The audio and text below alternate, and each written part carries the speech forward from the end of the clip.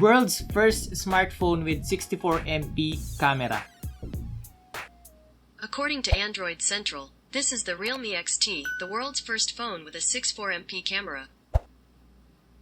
Maligayang pagbabalik sa inyo mga nilalang. It's a good day, it's a brand new day, it's a special day na naman. Ngayong araw na to kasi nasa harap ko ngayon guys. The first.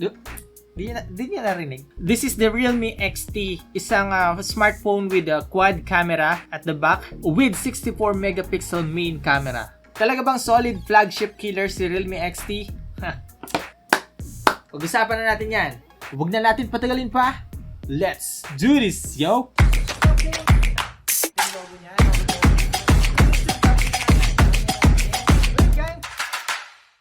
Okay, so sobra tayong napahanga ng Realme nung nilabas nila yung Realme 5 and Realme 5 Pro, no? Sa kanyang specification, tapos yung price niya, ganun lang. But this time na lumabas si Realme XT, solid premium looks. First time ako nakakita ng isang mid-range phone na merong Gorilla Glass 5 sa likod at harap. Kaya kung mapapansin nyo guys, grabe yung yung reflection niya sa ilaw, as in talagang premium na premium. So by the way, dalawang color to, pearl white and yung pearl blue. Ito yon, pearl blue. Solid yung pagka-glass finish niya sa likod. Ayan. Then meron tayong Realme branding dito. Tapos ito yung quad camera setup na may 64 megapixel main camera. Yung pagka-curve niya is nakatulong din siya kapag hinahawakan nyo ng isang kamay lang. Ayan.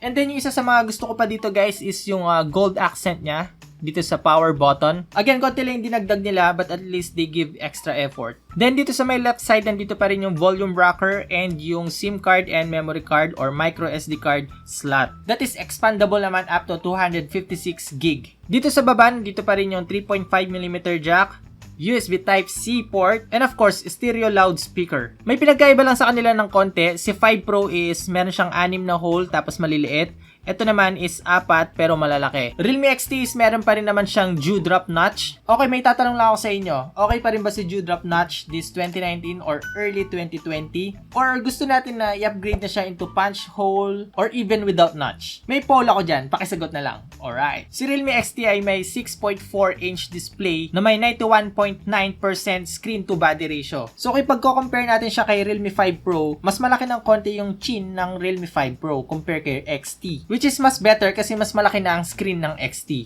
When it comes to contrast ng display ng XT, this one is Full HD Super AMOLED display. What do you expect guys? Syempre mas clear, mas crispy, mas okay yung dating ng display. Expect natin sa ganitong display ay more rich, vivid colors, and deep blacks. Na talaga naman it will give us a full immersive HD display habang nanonood ng videos or movies. Even while playing games. Tapos ito guys is 1080p resolution at 402 ppi. Isa sa mga reason kung bakit Super AMOLED na itong si XT kasi in-display fingerprint scanner na siya. Isa na to sa mga specification ng mga future smartphones. At isa na si XT. When it comes to fingerprint scanner, halos same lang ng bilis sa mga traditional fingerprint scanner na nakikita natin dito sa likod. Paano ba to?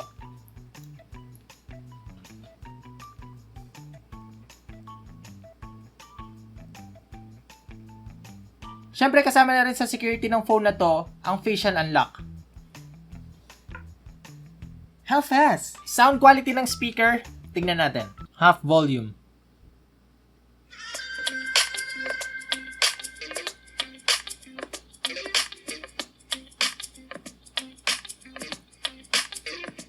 Maximum volume.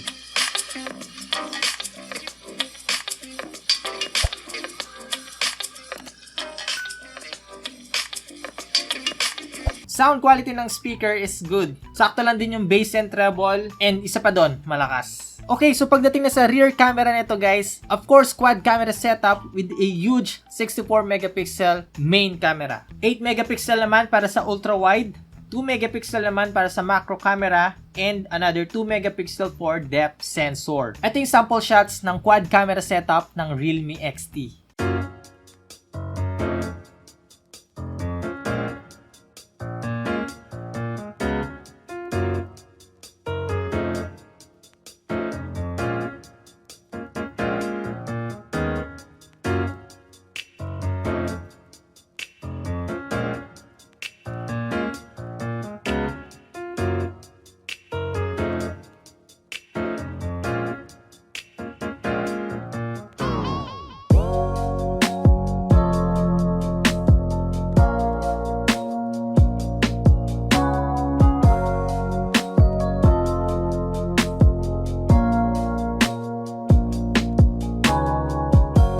Video resolution na to guys, pinaka-highest niya is 4K. Okay, you can shoot up to 4K. Yes, 4K. Malaking impact yon at malaki yung advantage ng isang smartphone na nag-shoot hanggang 4K. Wala nga lang itong stabilizer sa 4K, pero sa 1080p resolution, meron siyang stabilizer. Si Realme XT kaya din niya mag-shoot ng slow-mo video, no? 720p resolution at 960 fps. Again, isang advantage na naman ito sa isang smartphone ang makapag-shoot ng slow-motion videos. Syempre, hindi magpapatalo ang selfie camera or ang front camera natin na meron 16 megapixel. Approve ba siya sa full force test? Let's see!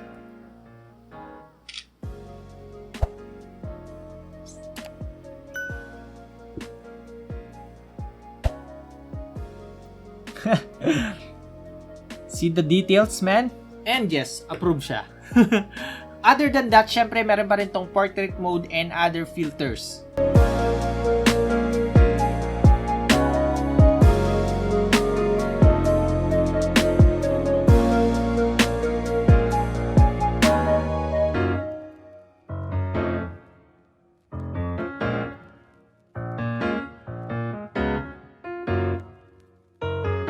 Nasa Android 9 Pie pa rin si XT and ColorOS 6 but they are planning to upgrade to Android 10 or Android Q. Alam naman natin lahat na si ColorOS is napakasimple, napakasarap gamitin, napaka-smooth. Yung mga gestures nila, yung mga shortcuts, yung mga animation, smooth. Kung gusto mo ng full display without the navigation, go to settings, then convenient aid, tapos navigation keys. Palitan mo into swipe gesture. In this way, mas magagamit mo ang Realme XT without navigation keys.